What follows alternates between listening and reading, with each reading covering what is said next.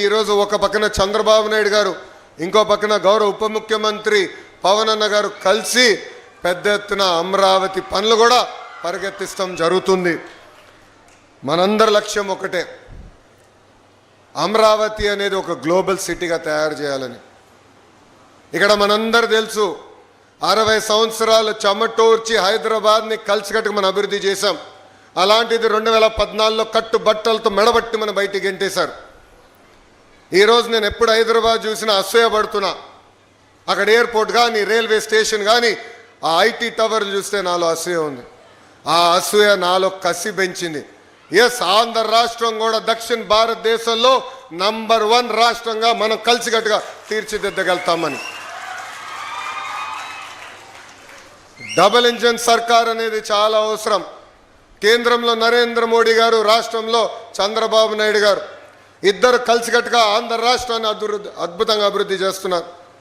ఈరోజు వాస్తవంగా చెప్పాలంటే మనందరం నరేంద్ర మోడీ గారు రుణపడి ఉండాలి.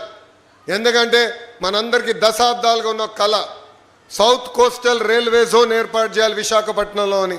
అలాంటిది గౌరవ ప్రధానమంత్రి గారు అడిగిన వెంటనే మనకి south coastal railway zone sanction చేసి ఇమీడియట్గా ఆపరేషన్లు కూడా ప్రారంభించారు. విశాఖ ఉక్కుని కాపాడుకున్నాం, పోలవరానికి నిధులు తీసుకొచ్చాం. ఈరోజు ఏకంగా మంగళగిరి భూగర్భ డ్రైనేజ్ మనం ఏర్పాటు చేసుకుంటున్నామంటే దాంట్లో కేంద్ర ప్రభుత్వం కూడా నిధులు ఇస్తుంది. కేంద్ర ప్రభుత్వం నిధులు, రాష్ట్ర ప్రభుత్వం నిధులు కలిసి ఈరోజు ఎప్పుడు లేని విధంగా మన మంగళగిరిని కూడా మనం అభివృద్ధి చేసుకుంటాం జరిగింది. ఇప్పుడే గౌరవ మంత్రి పెమ్మసాని గారు చెప్పినట్లు మంగళగిరిలో మన అనేక అభివృద్ధి సంక్షేమ కార్యక్రమాలు చేశాం.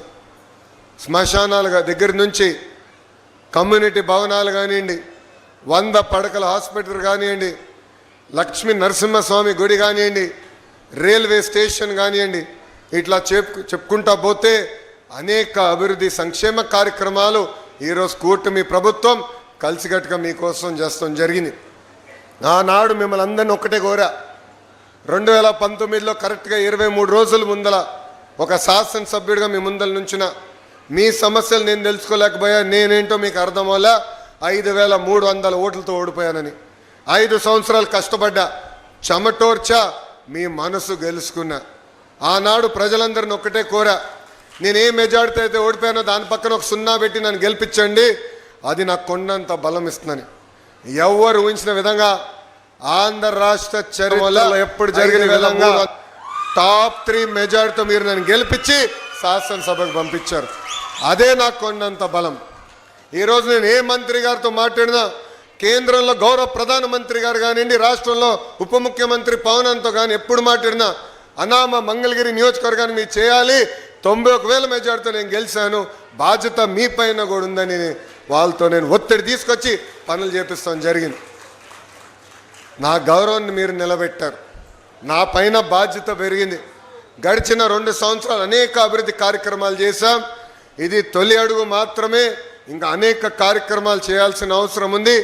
ఎన్ని ఆర్థిక ఇబ్బందులు ఉన్నా, అంటే ఈరోజు ₹1 సంపాదిస్తే ₹40 ఖర్చు అవుతుంది. జీతాలు కానీ, పెన్షన్ కానీ, తల్లికి వందనం కానివ్వండి, ఉచిత బస్ కానివ్వండి, డిఎస్సి కానివ్వండి, మెగా జాబ్ క్యాలెండర్ కానివ్వండి, ఇవన్నీ చేయాలంటే ₹1 సంపాదిస్తే ₹40 ఖర్చు అవుతుంది. అయినా కూడా పర్వాలేదు, ఇచ్చిన హామీ నిలబెట్టుకోవాలి, డబ్బులు ఈరోజు కాకపోతే రేపు సంపాదిద్దామని అభివృద్ధి పదంలో కూడా గౌరవ ముఖ్యమంత్రి గారు ఆంధ్ర రాష్ట్రాన్ని పరిగెత్తిస్తున్నారు. ప్రజలందరూ ఆలోచించాలి. 5 సంవత్సరాలు తీవ్రంగా నష్టపోయాం, పెట్టుబడి రాలేదు, పరిశ్రమలు రాలేదు. అలాంటిది ఆగిపోయిన పనులన్నీ తిరిగి ప్రారంభించాం. ఈరోజు రాయల్ ఎన్ఫీల్డ్ ఆంధ్ర రాష్ట్రాన్ని ఎత్తుక్కుంటూ వచ్చింది, ఒక గూగుల్ ఆంధ్ర రాష్ట్రాన్ని ఎత్తుక్కుంటూ వచ్చింది.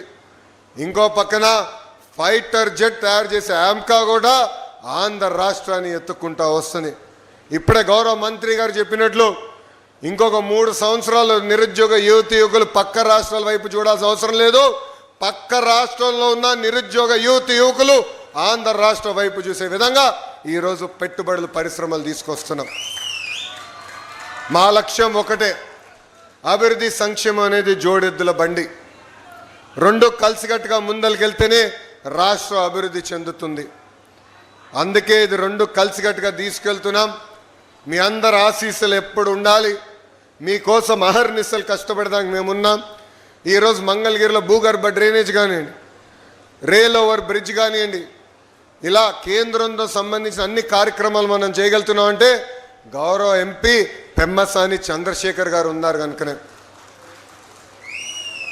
మన లక్ష్మీ నరసింహస్వామి గుడి కోసం ప్రత్యేకంగా స్కీము ఉండాలి, ప్రసాదం 2 ద్వారా ఏకంగా నిధులు తీసుకురావాలని గౌరవ మంత్రి గారు నేను కోరితే ఏకంగా టూరిజం మినిస్టర్ గారిని కలిసి ఆయన పక్కన కూర్చుని నాకు ఫోన్ కొట్టి ఆయన చేత కమిట్మెంట్ కూడా చేయించిన వ్యక్తి పెమ్మసాని చంద్రశేఖర్ గారు. ఇది మీ అందరికి ఎందుకు చెప్తున్నానంటే ఒక ఎంపీ ఒక ఎమ్మెల్యే కలిసికట్టుగా పనిచేస్తే ఎంత అద్భుతంగా ఒక ప్రాంతం అభివృద్ధి చెందుతుందనే దానికి మంగళగిరి ఒక ఉదాహరణ.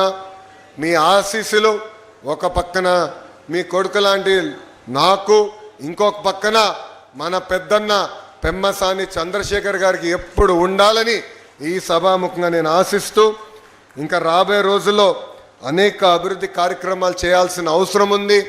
మంగళగిరిలో ప్రత్యేకంగా అనేక పరిశ్రమలు పెట్టుబడులు తీసుకొచ్చి నిరుద్యోగ యువకులకి మన ప్రాంతంలోనే ఉద్యోగాలు కల్పించే దిశగా మేము పనిచేస్తామని ఈ సభాముఖం మీ అందరికి హామీ ఇస్తూ, నాడు నేడు ఎప్పుడు ఒకటి చెప్తా.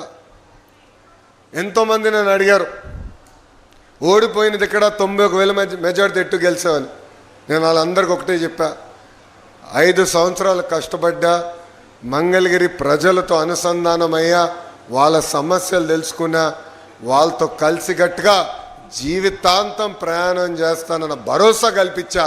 అందుకే నాకు ఆ మెజార్టీ ఇచ్చి గెలిపించారని చెప్తాం జరిగింది. ఇది రాజకీయ వేదిక కాదు. కానీ ఒక విషయం చెప్పాలి, గౌరవ ముఖ్యమంత్రి గారు 7 సార్లు ఒక నియోజకవర్గంలో గెలిచారు. ఆ నియోజకవర్గం పేరు కుప్పం. మేమందరం ఎప్పుడు కుప్పం వైపు చూసి ఎలా పనులు చేయాలని తెలుసుకున్నాం. అలాంటిది గౌరవ ముఖ్యమంత్రి గారు వాళ్ళకి అక్కడ కుప్పంలో ఉన్న మా మిత్రులు చెప్పి మంగళగిరికి వెళ్ళి నేర్చుకోండి ఎలా అద్భుతంగా వాళ్ళు పనిచేస్తున్నారని చెప్పే పరిస్థితి ఈరోజు మనం తీసుకొచ్చాం. 6 నిమిషాలు కష్టపడదాం, అన్ని సమస్యలు పరిష్కరించామని చెప్పట్లేదు, అన్ని కోరికలు తీర్చామని చెప్పట్లేదు. అది దేవుడి వల్ల కూడా సాధ్యం కాదు. కానీ మీకోసం పనిచేస్తున్నాం, కష్టపడుతున్నాం, 6 నిమిషాలు అందుబాటులో ఉంటున్నాం. మీ ఆశీస్సులు మాకు ఎప్పుడు ఉండాలని ఈ సభాముఖ ప్రజలందరినీ కోరుకుంటూ, నాకు ఇంత అద్భుతమైన అవకాశం ఇచ్చిన మీ అందరికీ, అదేవిధంగా గౌరవ ప్రధానమంత్రి శ్రీ నరేంద్ర మోడీ గారికి నా హృదయపూర్వక ధన్యవాదాలు తెలుపుకుంటూ మీ అందరి దగ్గర నుంచి సెలవు తీసుకుంటున్నాను. జై హింద్, జై Hind. Thank you. Thank you, sir.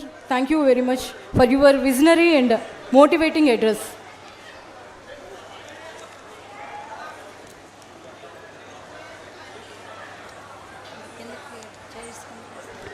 Live telecast now. Live telecast of Honorable Prime Minister's program.